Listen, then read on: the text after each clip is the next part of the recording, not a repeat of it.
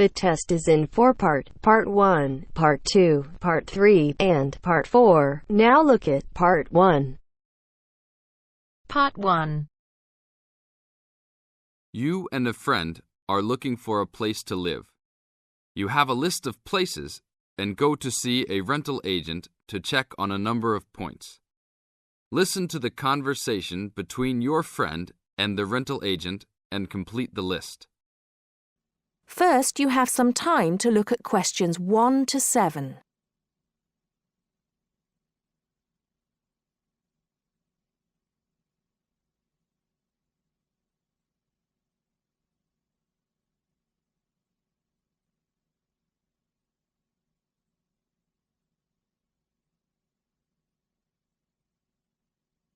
Now listen carefully and answer questions 1 to 7.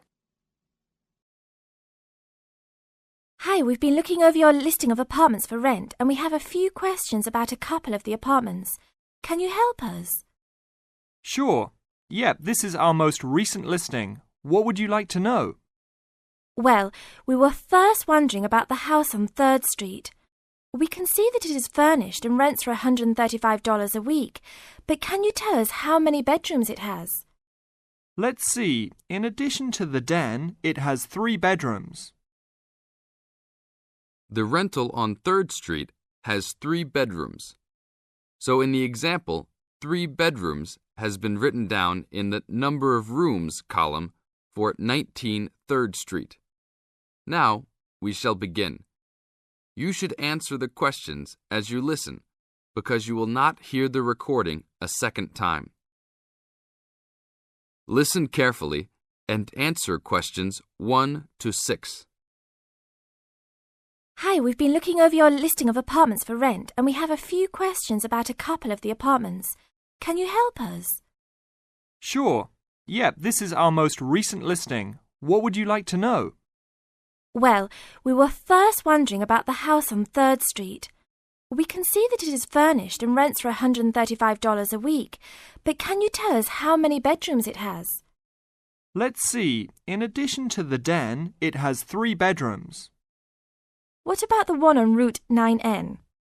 It looks like it's big with a library and a deck, but it doesn't say how much it costs or anything else about it. Oh yes, Mrs. Gaylor's apartment. That one is actually only a 10-month rental and it is going for $156 per week. It's quite a nice place. She only rents for 10 months each year because of horse racing season. Then her relatives all come to stay, so tenants have to move out. It's a little bit inconvenient, but past tenants have really enjoyed their stay there. Oh, well, we need it for a full year. I guess that one is out. How about the rental on Browen Drive? How many rooms does that one have? As it says on the list, it has 2 bedrooms and a private kitchen and bath. But it's actually a very small place. That's why it's a bit cheaper. Oh. Well then, what about the one that has 3 large rooms? Who is renting that property? That one is a good deal. Mr. John Smith is renting it. But he's quite eccentric and he has a strict rule about no pets. How about cats?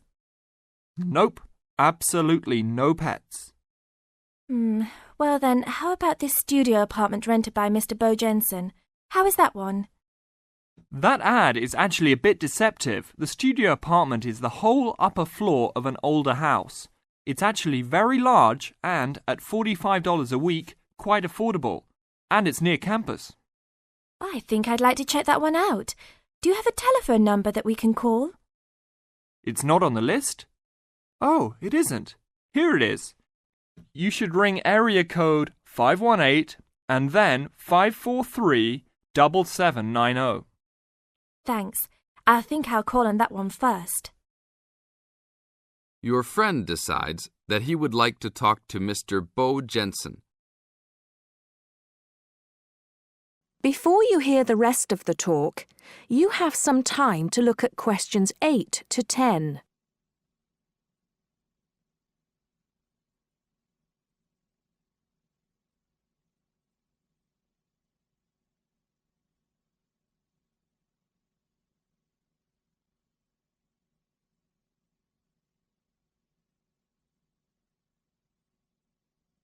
Now listen and answer questions 8 to 10. Hello? 1512, Route 9. Yes, is this Mr. Jensen? Yes, it is. Can I help you? Yeah, we're studying here at university and we came across the rental information for the studio apartment that you are renting.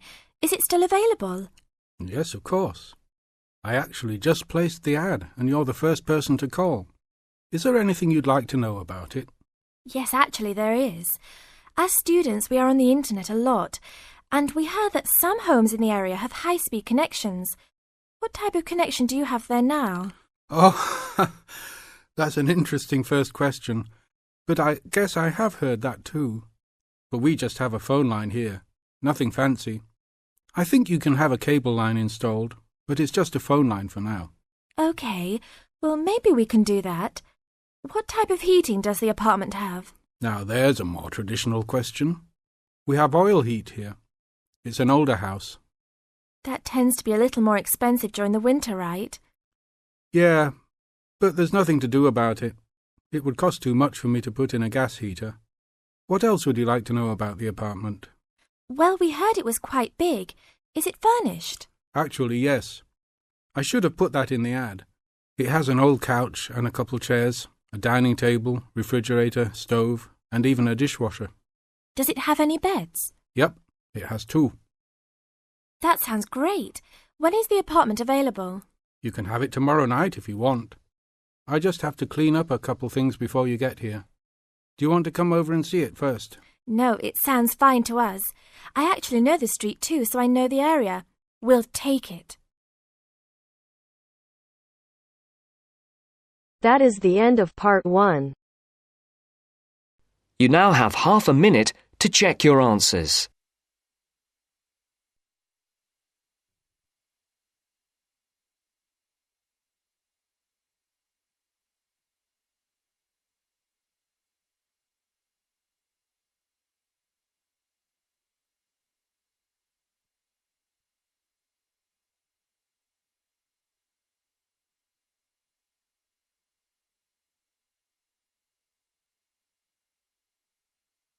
Now turns to part 2. Part 2.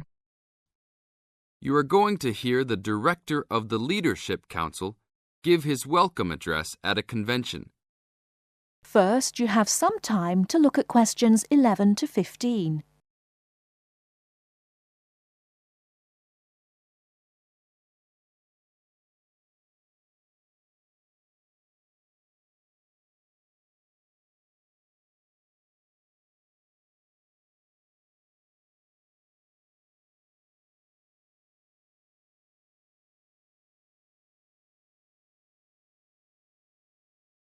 Now, listen carefully and answer questions 11 to 15.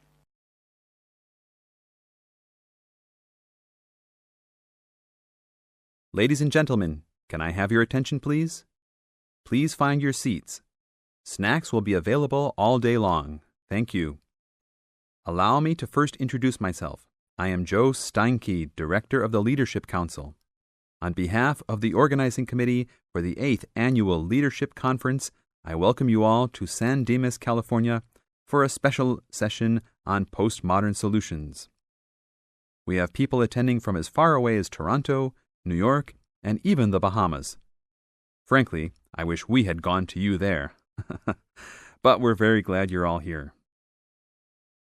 Let me say further that this will be our largest conference yet. Registrations have far surpassed our expectations. For the first 3 days, we will be hosting more than 325 participants for lectures and workshops. Another 100 will be joining us for our final 2 days and culminating session on Friday evening. We also have a larger selection of seminars than ever, a total of 32. Because we know that you all will want to attend a few special sessions, we will repeat key seminars each day. So there will actually be 38 sessions. I'm sure you will all be pleased with the content and the quality of speakers.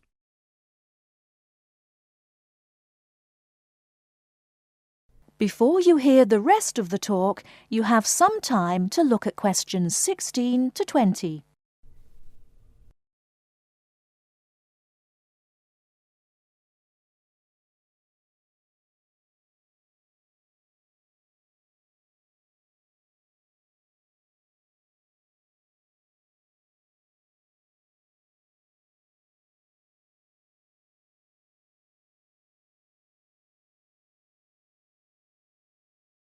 Now listen and answer questions 16 to 20.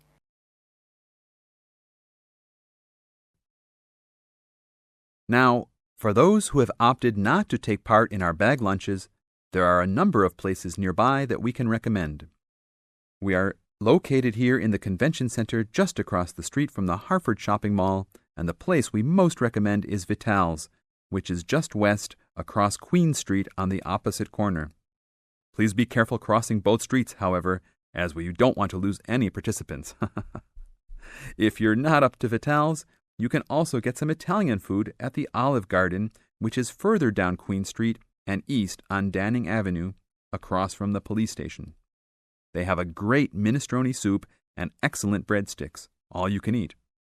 On the other hand, if you want some good old American food, you can head to Fuddruckers for some big hamburgers or to the Cattle Company for some fat, juicy steak. Fuddruckers is next to the Olive Garden, but the Cattle Company is back closer to us in the opposite direction of Vital's. Just go east out of the Convention Center across King Street. It's on the same side as the Convention Center, so you just have one street to cross. Enjoy. But also, please make sure you are back for the afternoon sessions. These will always start at 1:30 p.m. That will give you an hour and a half for lunch each day. Sessions will be over each day at 5:30. Now, regarding the schedules we've printed out, there have been a couple of last-minute changes. The session titled New Leadership Strategies will no longer be held in Seminar Room 1, but in the main ballroom. This session has garnered much praise and is highly recommended to all, hence the change to a larger room. Another session has been canceled. That session was titled Leading by Serving, and it was scheduled for Daniel's room. The speaker for that session, Dr. Mark Green, had to return home for some urgent health situation. We wish the best to Dr. Green and that all is fine with his family. Finally, the session titled Using the Arts and Media has been changed to the second lounge room, Lounge 2. Please show up promptly for sessions and sit towards the front of each room so that all seats can be utilized. Also, turn off all pagers, beepers, and cell phones. Drinks and snacks will be provided outside each room, but please be careful at your tables. Enjoy the conference. That is the end of part 2. You now have half a minute to check your answers.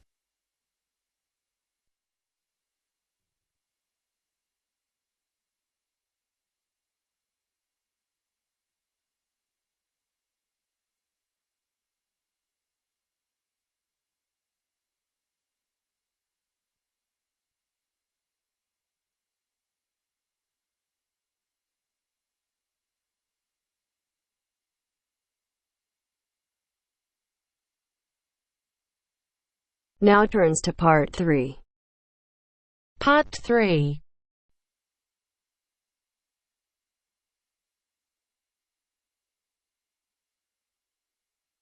Now turns to part 3. Part 3. You will hear Peter Walsh being interviewed for a job. Listen and choose the correct answer for each question. First, you have some time to look at questions 21 to 25.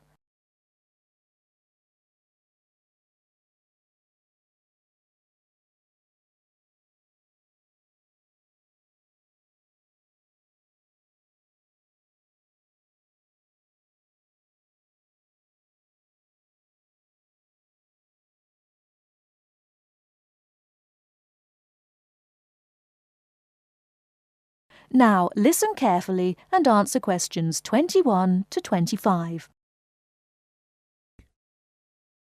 Joanne! Hi, you must be Rob. Nice to meet you. So, I hear you're planning to visit Australia. Yeah, and I really wanted to talk to you because I was thinking of spending some time in Darwin, and my sister told me you're from there. That's right. So, tell me about it. Well, where shall I start? Well, Darwin's in what they call the top end, because it's right up at the northern end of Australia, and it's quite different from the rest of Australia in terms of cultural influences. In fact, it's nearer to Jakarta in Indonesia than it is to Sydney, so you get a very strong Asian influence there. That means we get lots of tourists. People from other parts of Australia are attracted by this sort of international cosmopolitan image. And as well as that, we've got the same laid-back atmosphere you get all over Australia. Probably more so, if anything, because of the climate. But what a lot of the tourists don't realize until they get there is that the city's also got a very young population. The average age is just 29, and this makes the whole place very buzzy. Some people think that there might not be that much going on as far as art, music, dancing, and so on are concerned, because it's so remote. I mean, we don't really get things like theater and opera in the same way as cities down in the south, like Sydney, for example, because of the transport expenses. But in fact, what happens is that we just do it ourselves. Lots of people play music, classical as well as pop, and there are things like artist groups and writers groups and dance classes. Everyone does something. We don't just sit and watch other people. You said it's very international. Yeah, they say there are over 70 different nationalities in Darwin. For instance, there's been a Chinese population there for over 100 years. We've even got a Chinese temple. It was built way back in 1887, but when a very bad storm, a cyclone in fact, hit Darwin in the 1970s, it was almost completely destroyed. The only parts of the temple that survived were part of the altars and the stone lions, but after the storm, they reconstructed it using modern materials. It's still used as a religious center today, but it's open to tourists too, and it's definitely worth going to see it. Oh, and as far as getting around goes, you'll see the places that advertise bicycles for hire, but I wouldn't recommend it. A lot of the year, it's just so hot and humid. Some tourists think it'll be fine because there's not much in the way of hills and the traffic's quite light compared with some places, but believe me, you're better off with public transport. It's fine and not expensive. Or you can hire a car, but it's not really worth it. What's the swimming like? Well, there are some good beaches, but the trouble is that there's this nasty creature called the box jellyfish, and if it stings you, you're in bad trouble. So you have to be very careful most of the year, especially in the winter months. You can wear a lycra suit to cover your arms and legs, but I wouldn't like to risk it even so, personally. And there are the saltwater crocodiles, too. I mean, I don't want to put you off. There are protected swimming areas netted off where you'll be safe from jellyfish and crocs, or there are the public swimming pools. They're fine, of course. Before you hear the rest of the talk, you have some time to look at questions 26 to 30.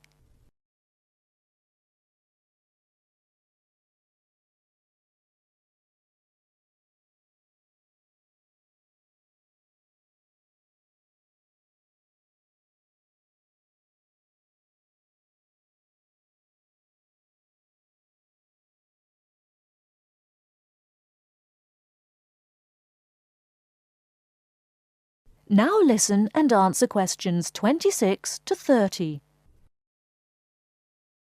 And answer the questions. Please sit down, Mr. Walsh. My name's Jane Swain, and I'm the personnel manager. Hello, how do you do? Now, this is just a short preliminary interview. I'd like to chat about your present job and what you've done up till now. Yes, of course. Well, could you tell me how long you've had your present position in Weston's? It is Weston's, isn't it? Yes, that's right. I am not sure. Let's see.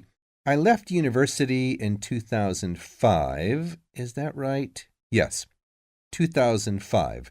Then I was unemployed for about 3 months. And then I traveled round America for a few months. So, yes, it must be about 3 years now, in fact. Yes. And have you any particular reason for wanting to change jobs? I mean, why do you want to move? Well, I actually like my present job and still find it interesting and stimulating. The salary's okay, so it's nothing to do with money, though you can always do with more. I suppose the thing is that I'm really very ambitious and keen to get promoted, so that's the real reason. You say you like your job. Can you tell me what aspect you like most? Oh, my dear, that's difficult. There are so many things. The other people are great. There's a good cooperative atmosphere. I mean, among the staff, and compared to other companies, the conditions are great. I mean, the office itself and the working conditions. And then there's the fact that they give me lots of room for initiative and let me make decisions. You know, that's what I really like most about the job. Yes, well, we're looking for someone like that. You know, someone who isn't a clock watcher and who isn't too concerned about working fairly long hours. Oh, I don't mind that. I'm used to it. And what about your education? You went to Manchester University, didn't you? Yes. After leaving school, I started a diploma course in design, but I decided to give it up and did an arts degree at university instead. Good. And have you done any courses since?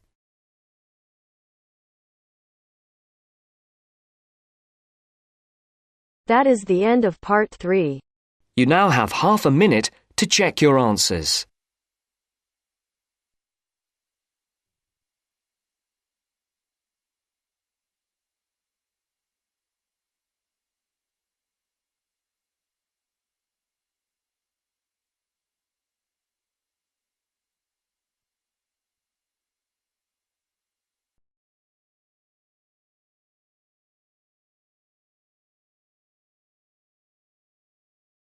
Now turns to part 4. Part 4. You'll hear a teacher talking about several British art galleries. First, you have some time to look at questions 31 to 33.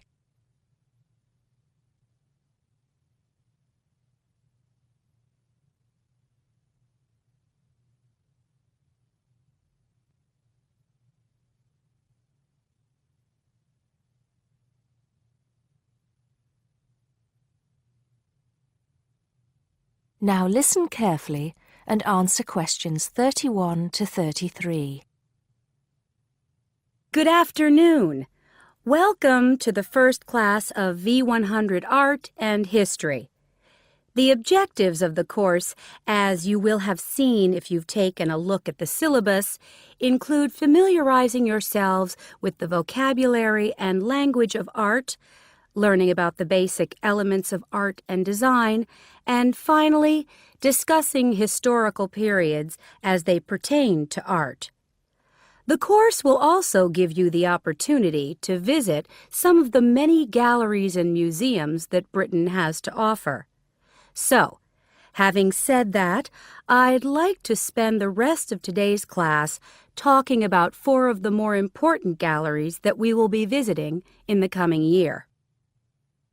As most of you already know, or at least I hope most of you know, there are 4 Tate galleries in all.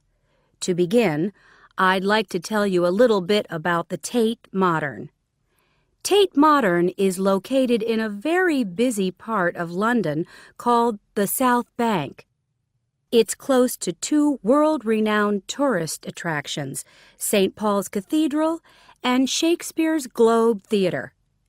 Now, interestingly enough, Tate Modern is housed in what was a power station built in several stages between 1947 and 1963.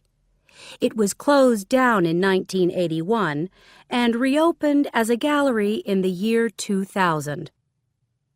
Tate Modern consists of 5 levels, with the Tate collection being shown on the 3rd and 5th levels. On level 2, the works of contemporary artists are exhibited, while level 4 is used for holding large temporary exhibitions. Since this museum opened, it has become a popular spot for both Londoners and tourists alike.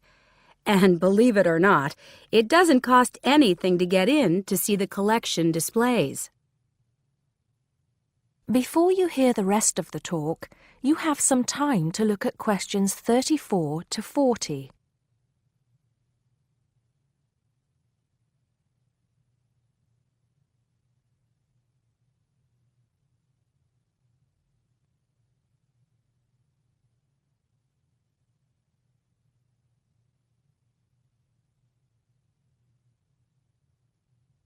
Now listen and answer questions 34 to 40. Now, the second gallery I'd like to talk about is Tate St. Ives, which is in Cornwall. It was built on the site of a gasworks, and it overlooks Porthmeor Beach. Tate St. Ives is housed in a 3-story building that was designed by the architects Evans and Shalliff. It was established in 1993, 7 years before Tate Modern was opened, and the gallery exhibits the works of modern British artists, including members of the St. Ives School, a group of artists living and working in the area from the 30s onwards. In later lectures, we'll be looking at the work of some of the artists who belong to that group and the ways in which they influenced each other. Okay, am I going too fast for any of you? No? Good. Next, I want to talk about Tate Britain, which is a gorgeous gallery situated right in the heart of Westminster. Tate Britain was the first of the 4 Tate galleries to open, and it was established in 1897. It was built on the site of an old prison, and when it first opened its doors, it was called the National Gallery of British Art. Later, it became known as the Tate Gallery, after the man who founded it, Sir Henry Tate. During its lifetime, Tate Britain has been damaged twice, once by floodwaters from the River Thames, and once by bombings during World War II. This gallery has an interesting range of exhibitions of historic and modern art from 1500 up to the present day.